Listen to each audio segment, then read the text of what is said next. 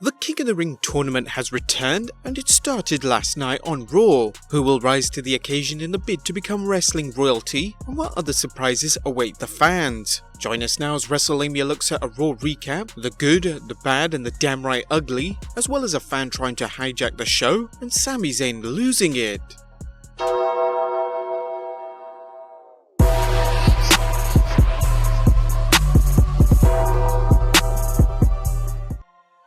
Raw is coming to you from St. Paul, Minneapolis, once a hotbed for the once mighty American Wrestling Association, a national promotion that died from living in the past. Are there any parallels between the AWA and WWE? Maybe we should do a video on that. But for now, Michael Cole, Renee Young and Jerry the King Lawler will talk to you through tonight's episode.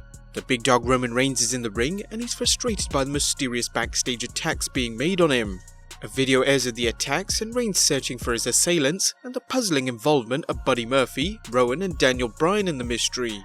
Dolph Ziggler shows up and tells Reigns he'll confront him face to face. Ziggler does what he does best, complain about how he's treated in the WWE and questions why Reigns gets all the attention for some minor mishaps while Ziggler has to deal with more devastating matters like spears from Goldberg. Hey, he's lucky he's still alive from that spear.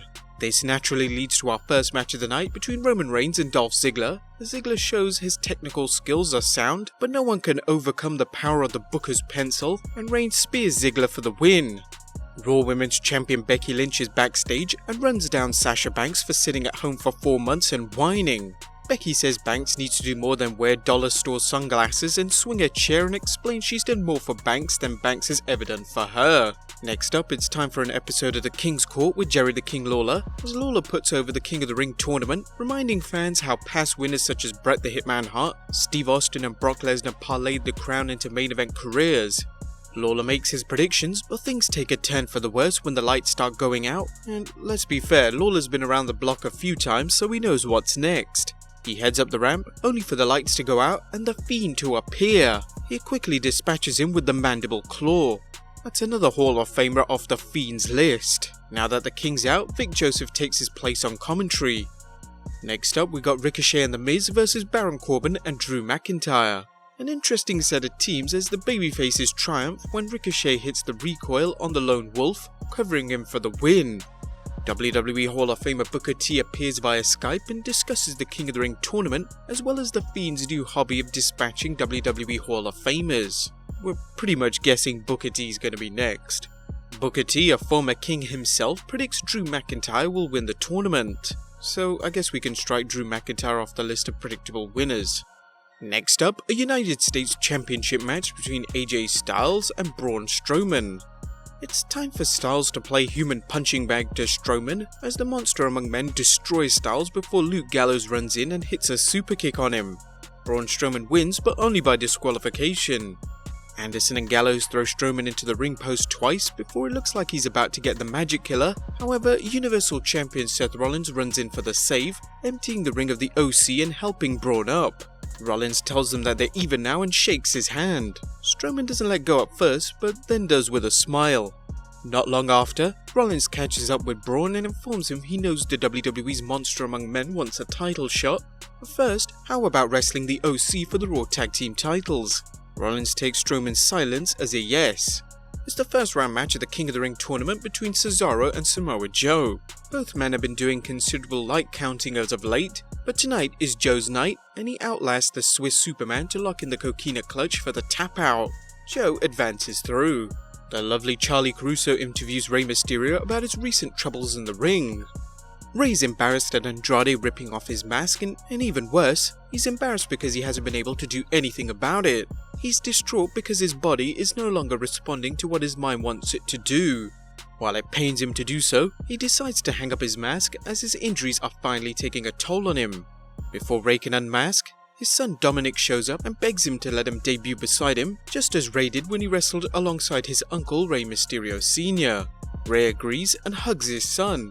There's video highlights of the New Day's losing effort against the Revival and Randy Orton on last week's SmackDown, and we're getting a somewhat rematch between the New Day of Xavier Woods and BECKY versus the Revival. The New Day look to be in control, but there's a Viper lurking about. RK out of nowhere on BECKY, and the New Day win by disqualification. WWE Champion Kofi Kingston runs in for the save, but Orton hits an RKO. The Revival go after Xavier Woods, and Dawson locks up Woods' legs as Wilder delivers a stomp from the top rope to Woods' vulnerable legs. Meanwhile, Orton is forcing Kofi to watch his friend get destroyed. Michael Cole interviews Sasha Banks, with the boss saying she's here to explain what's going on. Banks reveals she discovered blue is her favourite hair colour, hence the change in look. She comments on how well received her new style is, leading Cole to demand answers for why Sasha attacked Natalya and Becky Lynch. Banks tells Cole, "You're welcome," and walks away. Sadly, the Fiend doesn't show up to lay out Cole.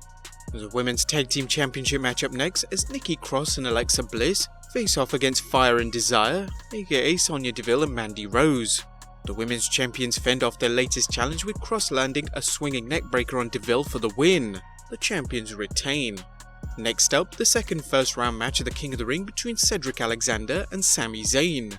Cedric hits a neutralize and a lumbar check to advance to round 2. More on the aftermath of this match later. Natalya is backstage with her arm still in a sling, and she still can't get over her former friend Sasha Banks attacking her last week. What happened to their friendship? Just to remove any doubt from Natalya's heart, Banks attacks her again, targeting her injured arm. Banks tells Natalya to go to hell and say hi to her dad while she's there. Jeez, that's a bit too much. Shades of the Eddie Guerrero storyline involvement between Randy Orton and Rey Mysterio there. And finally, the main event, as Raw Tag Team Champions Carl Anderson and Luke Gallows go up against Universal Champions Seth Rollins and Braun Strowman. It's typical OC tactics as AJ Styles is on hand to interfere as needed. However, even the US Champion's presence isn't enough to help Anderson and Gallows, and Strowman hits the running power slam on Anderson for the win. We now have new Raw Tag Team Champions, the unusual team of Seth Rollins and Braun Strowman, as Raw closes out. That was a quick recap, but what about the good, the bad, and the damn right ugly? Let's start off with the good, as the Fiend strikes again. The WWE did what many people speculated they'd do with the Fiend, give him erratic appearances so fans never know where he might show up and take out a WWE superstar. The WWE is doing an amazing job building up Wyatt, and so far he's nothing short of an unmitigating success. Number 2. Building up Banks vs Becky. The WWE's build-up for Banks vs Becky was good too because Raw featured a scathing promo from the man towards the boss and denied fans the opportunity to hear Banks' reasoning for returning and for turning heel. Banks' second attack on Natalya was a good touch, but there was one ugly element in it we'll mention shortly. Number 3. King of the Ring's success. The first 2 matches of the King of the Ring have been seen as a good start for the tournament, and the WWE is doing its best to promote both the tournament's return and its importance to the winner's career. And number 4, making the RKO/Kofi feud personal. The WWE did a great job ramping up the intensity between Randy Orton and WWE Champion Kofi Kingston, with the Viper helping the Revival take out Xavier Woods' leg. WWE.com even hyped it up, reporting that Woods was taken to a local medical facility, which could lead to an injury angle for Woods. Whatever the kayfabe injury turns out to be, the program between Orton and Kingston is even more interesting now. That was the good. What about the bad? There's number 1, Dolph's dismay. Pity Dolph Ziggler, who was under the impression he had a handshake agreement with Vince McMahon that he could leave the WWE after SummerSlam. You may have heard stories of Vinnie Mac telling prospective superstars back in the day that a contract wasn't worth the paper it was written on. Apparently Vince's handshake deals are equally worthless. Wrestlelamia wonders if Vince McMahon told Ziggler not to worry because he has lots of jobs for Ziggler to do, and how long Ziggler will take to realise what McMahon means by jobs. Number 2, subtle as a sledgehammer. Braun Strowman's lust for the Universal Championship could have been played out a little more subtle, as Rollins himself acknowledged he knows Strowman wants a shot at the belt, and it's a sign the WWE storytelling efforts still have a long way to go. And number 3, the OC's downward spiral to start. We're going to give Raw's creative team the benefit of the doubt and say the OC's loss last night was a minor setback. Will Strowman turn heel and help Anderson and Gallows regain the Raw Tag Team Championship? Will Strowman join the OC? With any luck, the WWE isn't going to stop its push of the OC, one of Raw's best heel groups in some time. That was the good. The bad? What about the damn right ugly? Family tradition.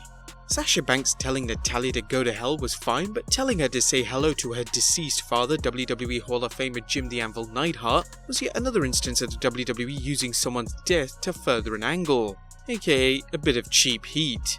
The company isn't going to change, but it's still tacky, although not as tacky as the WWE allegedly wanting a heel Dean Ambrose to cut a promo using Roman Reigns' leukemia to get Ambrose further over as a heel. But that was the good, the bad and the ugly. Let's move on to some news, as Sami Zayn lost it after the match. Now, we really wouldn't blame Sami Zayn for being frustrated. After all, he lost in the first round of the King of the Ring last night. Let's face it, when was the last significant win he had? However, it seems WWE, probably Paul Heyman, is capitalizing on his frustrations, as in a WWE exclusive, cameras managed to capture Sami being irate after the match, yelling and swearing, which was bleeped, at a fan in the crowd trying to jump the barricade and taunt him. He was smashing chairs, swearing at officials, and turning over steel steps. We love the new attitude and hope WWE will finally give him the push he so frankly deserves. Next up, a fan tried to jump the barricade and EMTs were called to another. Some fans just haven't been put off from the stupid idea of jumping the barricade in an attempt to get closer to their favourite or worst WWE superstars in the ring, ever since an idiotic fan ran out from the crowd to attack Bret the Hitman Hart at the Hall of Fame ceremony this year and got a few black eyes for his trouble, not to mention a probable jail sentence. One fan had that idea in mind at last night's Raw, but he didn't get too far as security managed to stop him just before reaching the barricade, restraining him. Now, fans don't take too kindly to the show being hijacked by an idiot, so asshole chants broke out. He was most likely kicked out of the arena, and also during the show, the action might have gotten a little bit too much for one fan as they fainted. Luckily, EMTs who are always on standby rushed to help. Hopefully, the fan is okay. And the last bit of news, it's top time on Raw. Raw reportedly had another low attendance, forcing the WWE to rely on topping out empty seats in order to help make tonight's show look like a well-attended one. This isn't the first time the WWE has had to do this lately, and one can't help but wonder how the addition of another 2 hours of wrestling will affect Raw and SmackDown attendance and ratings. What did you guys think of tonight's Raw and the start of the King of the Ring? Be sure to leave your comments down below, subscribe if you haven't already, follow us on Instagram and Twitter, and I'll see you next time with some more wrestling content.